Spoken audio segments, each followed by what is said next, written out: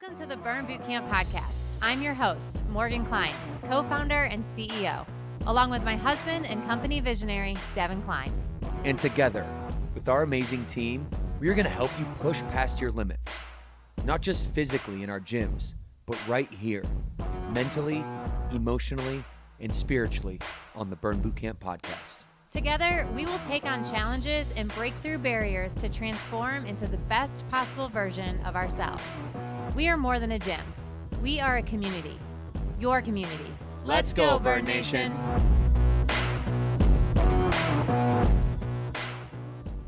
Okay, Burn Nation, welcome back to another episode of the Burn Bootcamp podcast. This is an Ask Devan Anything episode, and we have a question from Simpsonville, South Carolina. This comes from Samantha, and she asked a very, very interesting question after our last podcast. Trisha and I sat here and we basically went over like all of the elements to the Burn Bootcamp protocol, to programming, to the NASM, National Academy of Sports Medicine, the NASM OPT model, which stands for Optimum Performance Training Model. And it was a very interesting episode. We got a bunch of questions, and we decided to pull one from Simpsonville. And so I wanted to just take this time to go deeper, and I really have been enjoying, and I hope you are too. Please give me some feedback. I've been enjoying over the last few weeks, handful of weeks, really since episode 499 or so, in which we would have like an HQ crew episode. Trisha and we're going to sit down. We're going to go deep and thematic into one topic. And then I'm going to come back through an Ask Devan Anything and just take it even deeper. Just like one element, take it even deeper. And it's a little shorter episode answering one question. And the question is the following: should you train to failure? Most trainers are going to say, yes, you should train to failure right away. I'm going to say something a little bit more nuanced, I think a little bit more practical, and based in my experience of training tens of thousands of people over tens of thousands of camps, and also helping, the 2,000 plus trainers out there in Burn Nation really maximize their craft and get people to the next level. Because here's one thing that I know: personal training in a group setting is much, much different than group exercise. Okay, exercise isn't so intentional. Training is intentional.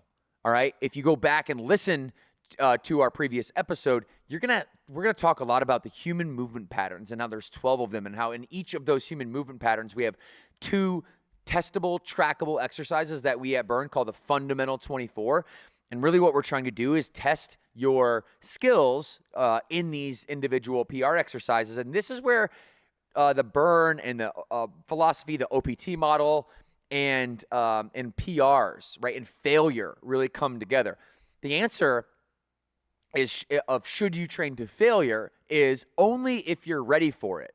All right, at Burn Bootcamp, we're going to earn that readiness through progression, okay, through progressive overload, through mesocycles, through what we call, which most people would call periodization. All right, we're going to call mesocycles, and this periodization is personalized to you. It's personal training in a group setting, okay? And so I just wanted to take some time here to unpack this whole kind of Burn philosophy meets NASM OPT model meets failure. All right, first of all, when you're a new member at Burn Bootcamp, you're not getting thrown into the deep end. All right, like we don't believe in no pain, no gain. That's silly. That's how people get injured. And here we're all about longevity. Okay, we want you to be around for a long time. We want you to feel good first, and we want you to look good second. But we want you to, most importantly, do that consistently over a long period of time. Because if you have a goal that has an end date, then all you're really doing is counting the days in which you start back over again. And how many times have we seen this? How many times, if you're honest with yourself, have you probably done this? If you're like me, right? You say you're going to do something, you do it for a certain amount of time, you actually do it, you do it pretty well, but then you get to day 0, it's like, okay, that's over, and here comes the old habits right back again. All right, we want to first build a foundation. Okay, there's 3 phases in the NASM OPT model: stabilization, strength, and then the power phase. All right, the stabilization phase is what you're going to experience when you first come into burn. We're going to get everybody eventually into a muscular development phase called hypertrophy, just a fancy way to say gaining the maximum amount of muscle tissue possible. But we can't get there right away. Like, you can't put, quote unquote, the cart before the horse, right? So we've got to focus. I call it the hypertrophy highway. To, like, like when you merge onto the highway, you don't just like automatically go from like the 30 miles an hour on the back roads to like the 80 miles an hour on the highway. There's a ramp up period in which you go from 30. Most people, if you're a responsible driver, you're not mashing the gas and you're merging on nice and slow. So you're nice and safe and you're not going to risk any injury or any crashing. It's the same thing with your fitness. We're going to focus on form. We're going to focus on posture. We're going to focus on motor control. A lot of people that walk in to burn are deconditioned, right? We don't necessarily always speak directly to that fitness enthusiast who has been in the game for their whole lives. Who we're really speaking to and who we resonate with is that person that has no hope. They don't really have encouragement. They've never really been a fitness person. They're like at home on the couch, 10 years, 4 babies, 3 C-section scars, thinking like, I'm not a fitness person. I've never been a fitness person, but something has to change. I'm literally suffering inside. Nobody knows it because I can put a smile on my face, but inside, trust me, and I know you're suffering. And what seems like a good life to other people on the outside, when you actually go inward and you look in the mirror, you've got a level of depression. You've got a level of sadness. You want to be somebody that you believe that you can't be. And then when your blueprint to life mismatches the actual life, this is where all sadness and depression is derived from, because we have a mismatch in who we thought we were going to be versus who we were.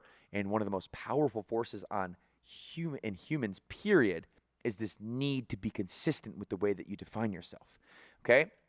So this is why I think, have done, one of the reasons why we've done so well as an organization is because we focus on that form, that posture, that motor control, and our trainers are helping our beginners because we have a whole tiered system where you're going mod down and mod up.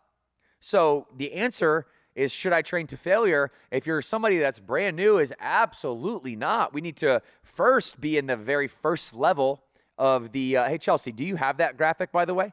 Could you throw that up, the NASM OPT model graphic? If we do have that, we're going to throw up on the screen. If you're watching on YouTube, you can see it. If you're listening, I can explain it to you. But that very first level is stabilization, endurance, okay? Stabilization, meaning just be stable. Endurance is how long can you stay stable for?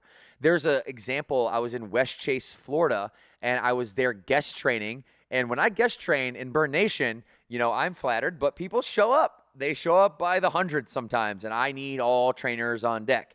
And we went to West Chase, and it was like 100-person plus camp that day. I had 7-8 trainers out on the floor with me. And I had a gal who had never been before. And if you've ever seen like a baby deer walking around, their legs are very unstable. And, this gal had never really squatted before in her life. So about 5 repetitions in, her knees started to valgus, and that means go inward. And she started to have these like baby deer legs. And I knew right away that, hey, I cannot, this woman is going to get injured if I don't mod her all the way down to phase 1, stabilization, endurance. There was people in camp that were doing these squats with, their body weight, their 10 rep max, and they were getting after it when this gal was on the wall in a wall chair holding just a quarter bend, just a quarter squat on the wall to get some quad activation. This is that motor neuron control that I'm talking about. So guys, we have to train smart before we train hard. You're not going to just jump in and start training hard right away. And if you do, you're going to get injured, okay? So first, it is that foundation. As you can see here, the stabilization phase. That's really the foundation. Level 2 here is the strength phase. This strength phase is very, very important because you're going to move on from stabilization endurance as you're ramping up the hypertrophy highway. you're going to go to then strength endurance, to where now you're able to do these repetitions. You're able to perform the full range of motion, let's say for a squat, not in stability endurance where you're holding and isolating that wall chair, but now you've progressed to this secondary phase in which you can go full range of motion up and down. Your knees don't valgus, they don't bow outward. Okay, your knees are alignment over your toes, over your hips, over your ankles. You have good form, and now we're going to get you conditioned in this strength and endurance phase. Before phase 3, which is the muscular development phase, that's when we start to put load and external load and resistance on your body. And that's when we start to get into that kind of high end of about 15 repetitions and low end of about, let's say 8 repetitions, depending on what you read, depending on who you're talking to. It's a general kind of time frame, or rep range. But really, about 15 reps is everything that I can read from a scientific literature standpoint. We'll say hypertrophy kind of starts and stops there before you might get back into strength endurance, meaning that you don't want to have light enough weight to where you can go fast enough to where you're training for speed. You want to train for maximum muscle recruitment. And this is where people talk about failure. Okay? So yes, we want to get to failure, but we want to get to failure in phase 3 muscular development. And then we don't want to get to failure every single rep or every single set, every single workout, because you're just going to be burnt out. Like, you're going to be burnt out at both ends. So here's what we say at Burn Bootcamp. We say, hey, trainers, look for RPE, rate of perceived exertion. And I want you as a member, I want you, if you're training with us, and you've gone through phase 1, you've gone through phase 2, your trainers are starting to, your form looks good. We call it methods of training. They know that when your form looks good, that's the number one way to intensify any exercise. You guys hear me on that? Does everybody hear me on that?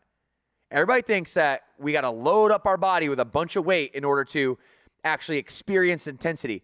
The number one way for you to experience intensity is to have great form.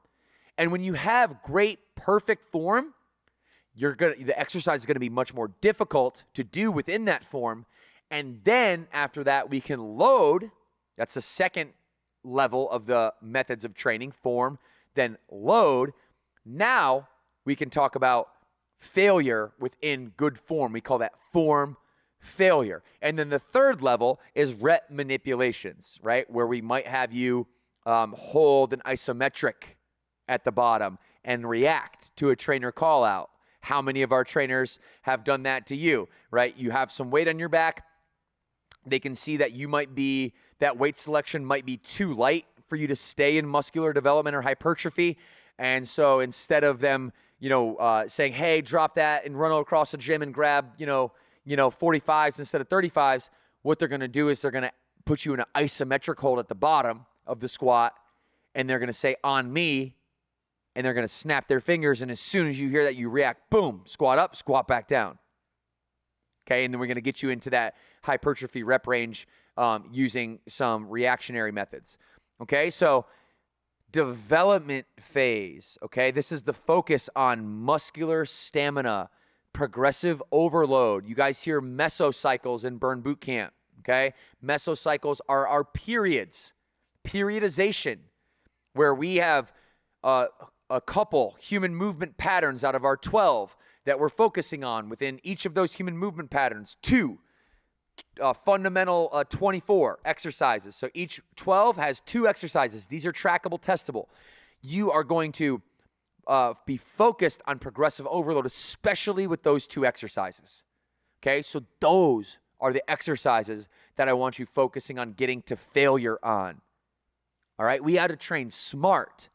And, maybe trainers, you guys can listen up to this point too. If we're doing a shoulder fly, okay, and we're in camp, this is a different movement, okay? This is not a fundamental 24 movement, okay? And as opposed to, let's just say we have a squat, okay? And the back squat is a fundamental movement. That's the movement that we want to make sure people are getting to failure on. We want to get to failure. We're going to be either at 10 reps, like 8 reps, 10 reps, 12 reps, 15 reps. And the progressive overload is increasing the volume, okay? The volume is it would be the weight times the repetition, okay? And so it might look different in different mesophases. That's for Matt Morris and I, the minds behind the protocol. That's for us to evaluate. And sometimes you might see 10 reps all mesocycle. You might see 10 reps, and we might ask you to increase your weight within 10 reps. Okay, you're going to increase your volume. Okay, we might ask you to keep the same weight or moderately increase your weight and then increase the volume of repetitions. So we might, or decrease rather, the volume of repetitions and go heavier in weight. So it's a volume game, and we got to play with that because we want to introduce different stimulus to your body so that you can adapt. So what I'm basically saying is get to failure.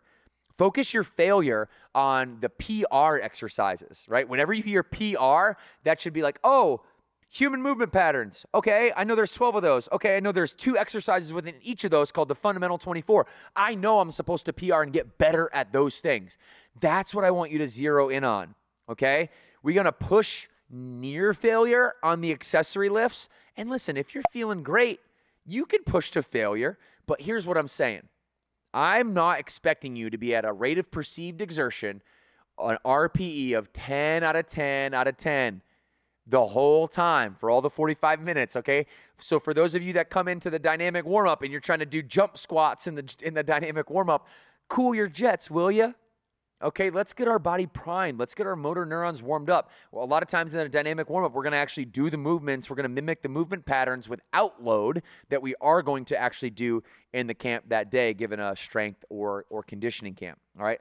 So, guys, challenge yourself on those accessory lifts, those accessory movements, but, leave enough gas in the tank, like leave a rep there, right? Sometimes you just need to leave a rep there and focus your actual failure, not just like, I don't feel like doing it anymore failure. I'm talking about absolute failure to where gravity takes over. There's a video I did on my Instagram with Matt Dolphy, franchise partner, trainer, athlete, games finalist, in which gravity literally takes over, and he can't do another rep as I'm having him do push-up, plyometric push-ups. He can't do another rep, right? And then he tried to like modify. He tried to like do shoulder taps. I'm like, that's not what I said. I said do plyometric push-ups, and he couldn't do it. Great. Chase that failure. That's what we want. But then I'm not getting him up for the next exercise and driving him into the ground again and driving him into the ground again and over and over and over. That's how we get injured. All right, that's how we fall out of love with fitness. That's how we get burnt out. Okay, selectively get yourself and trainers get your members to an RPE of 10 out of 10 out of 10 a couple times, focused on those human movement patterns. And then as you get advanced, show that NASM OPT model one more time. As you get advanced, what we're going to do is we're going to basically take you guys, depending on your ability level, depending on your outcome, your desired outcome, you're going to live basically in hypertrophy. You're going to live in that phase 3, that muscular development phase. And depending on what your goals are, if you're trying to gain maximal strength, right? If you really want to get strong, you're like, DK, I'm trying to move weight. I'm trying to get as strong as I can.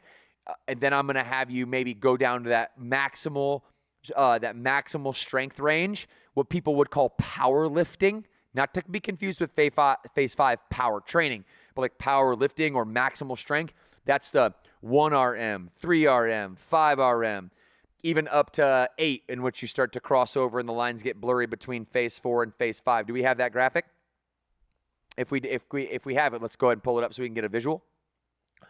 But I want to see, you guys living in phase 3, all right? And then you're going to go to phase 4 when the time is right, if your goals require, if that's what you want to do. Let's just say, let's use a chest press in the push human movement pattern, for example. You have push-ups as one of the fundamental 24, and then you have chest press. Okay, so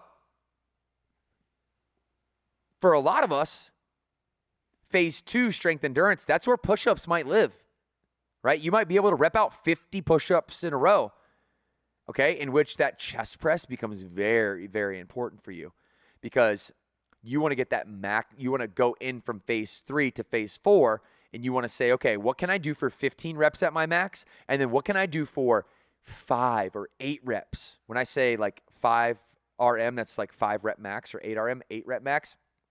And you want to make sure that if you do want to get to that place, that you're relaying this to your trainers, having a focus meeting and telling them, hey, I want to get as strong as I possibly can. And then you can go up and we'll spot you, and we'll know that. And we're going to only, as trainers, promote failure on those PR exercises, generally speaking.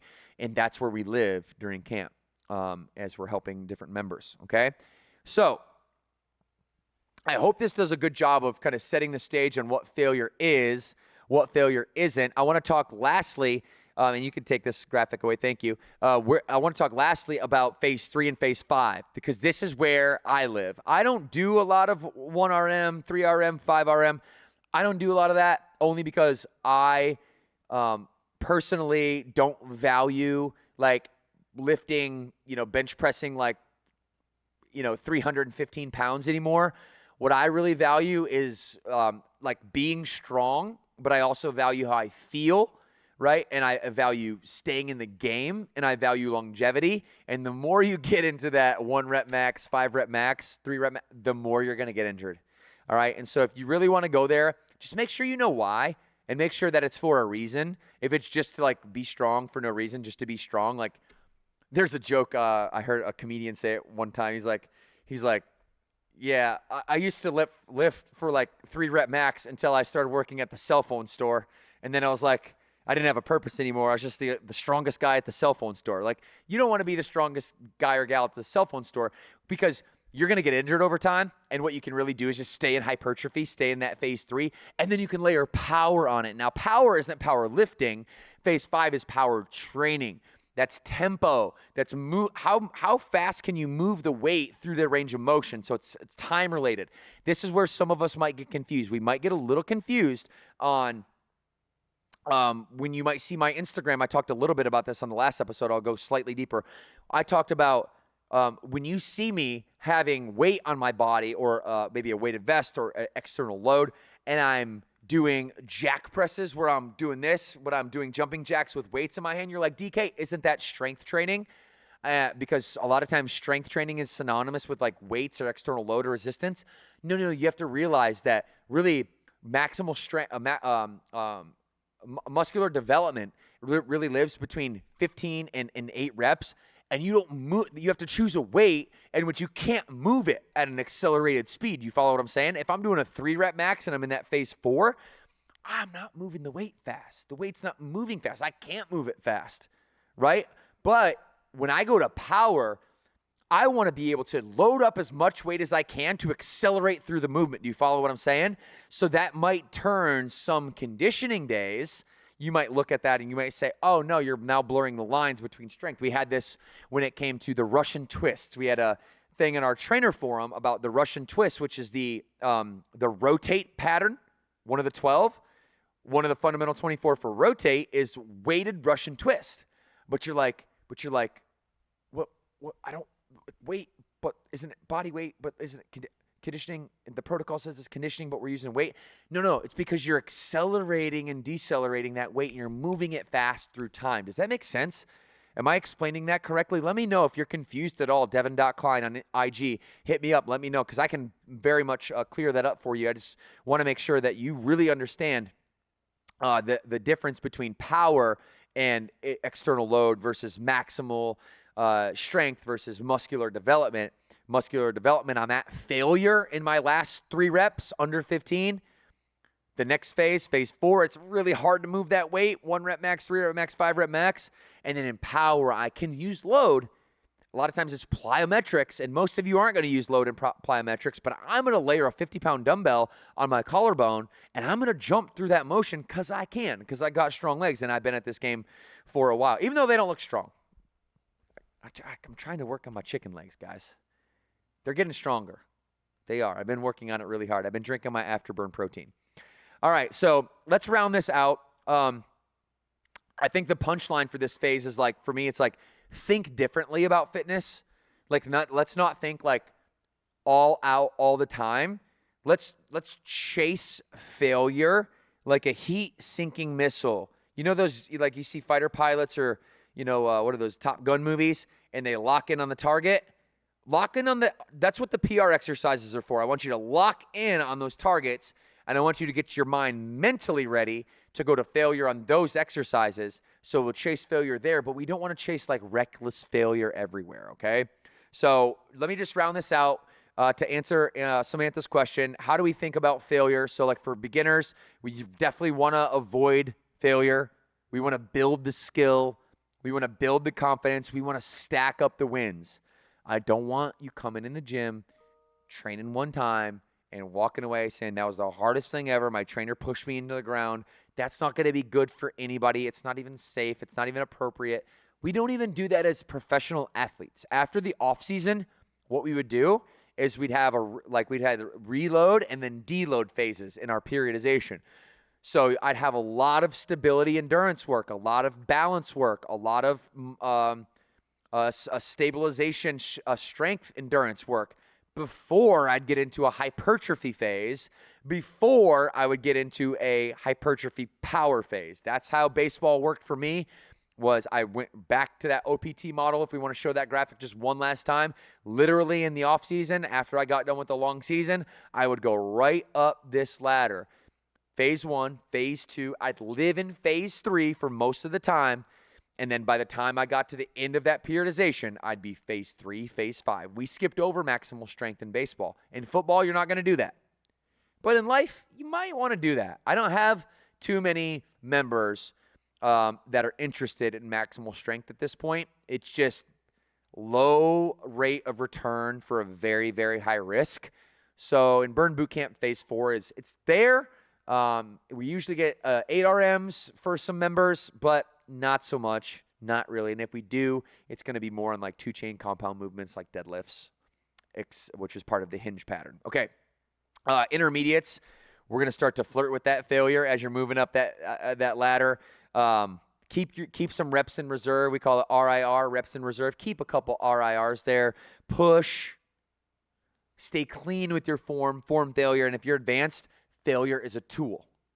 Failure is a way for you to adapt your body to introduce new stimulus. It's not a default. So be intentional, be technical, be fierce. We are not just exercising. We're not just doing activity at Burn Bootcamp. We are training. That's the burn difference. We don't believe in no pain, no gain, smart scaling, progressive overload, trainer-led encouragement, wise decisions from our trainers, long-term development, yes, and eventually failure with purpose. All right? So don't try to train to impress. I want you to train to progress. All right? Failure isn't the starting point, guys. It's the milestones that are earned as we are going through our progressive overloads. So let's go earn all that together. All right? Make sense? Say yes. Hey, share this with somebody that might have it. I broke this down, I think, quickly, and hopefully I think it's pretty consumable. So if there's anybody in Burn Nation or your friends, your family members, that aren't a part of Burn Nation, send this to them. This is, I think, solid advice for anybody that's wanting to get into fitness, anybody that's advanced, anybody that's been in the game for a while that just might be like burned out or something. Send this to them. Let them know that this philosophy, it really works. It's the backbone of Burn Bootcamp, and our fitness product is our differentiator, and I'm going to continue to make it better and better and better for you so that you have a better experience, you're happier, you're healthier, and that you and your family can go out there and earn those results. Make sense? Say yes. 2 claps on 2. 1, 2.